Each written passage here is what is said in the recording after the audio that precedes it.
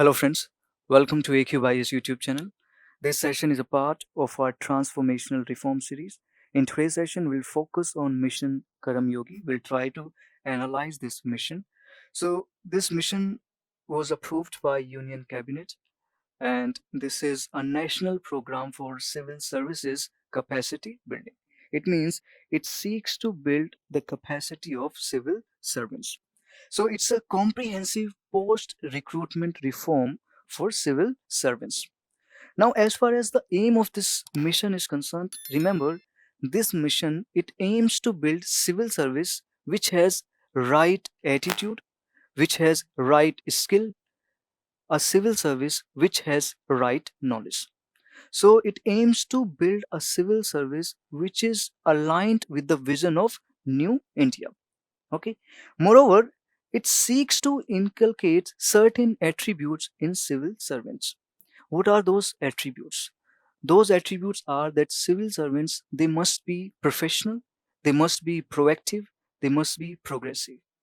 Okay, so we expect civil servants to be imaginative, innovative, transparent, technology enabled, creative, constructive. So all these attributes we expect in civil servants. Now, as far as the features of this program is concerned, in this program, there is an element of technology. What is that element? This program, it provides for iGOT platform. Okay, iGOT platform. So this platform, it has been prepared by drawing the best practices across the globe. It means this platform, which is a digital platform, it will act as a launch pad for this national mission for civil services. Okay, so this particular platform, it becomes important for your prelims. Okay, remember this particular platform, it is under the Mission Karim Yogi. Moreover, this program it focuses on rule to role based approach. It means that now the allocation will be done in accordance with the competencies of civil servants. Okay, so rule to role based approach. Now, friends, let's try to know why we need this particular mission. See, the first reason is excessive political interference. It means that political leaders they influence the functioning of administrative officials. Okay, they create issues because of populist demands.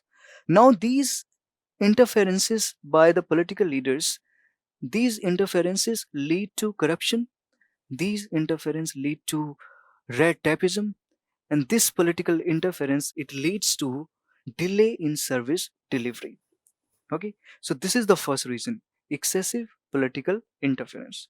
Second, that this rule based orientation, it means that civil servants they are so oriented towards the rules and regulations that they do not care about the actual needs of the people.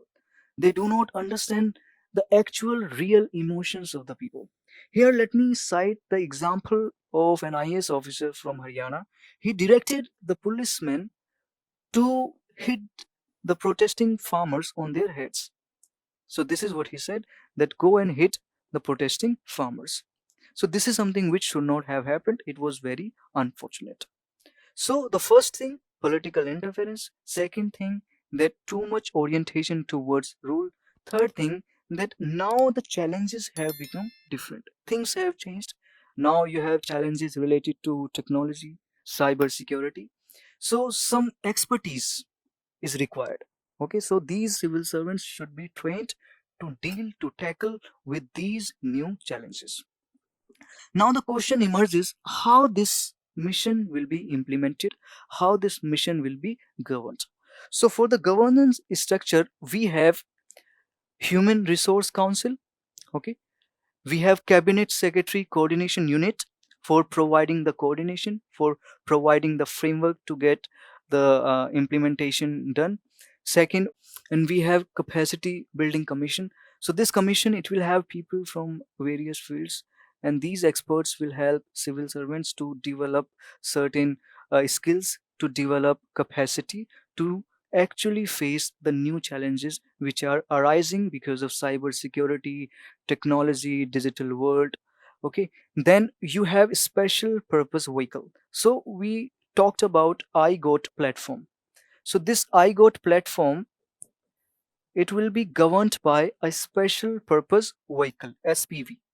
And this special purpose vehicle, it is a non-profit body, and it will be established under Companies Act 2013. Okay, so this iGOT platform, it will be managed, administered by a special purpose vehicle. And for the monitoring purpose, we have monitoring and evaluation framework. Okay, so these are the features, these are the governing bodies of Mission Karam Yogi. Okay, so all these points I wanted you to discuss as far as this mission is concerned. So you can download these notes, and if you have liked our initiative, if you have found this video useful, you can subscribe our YouTube channel for more such videos, and you can follow our social media platforms for daily current affairs content.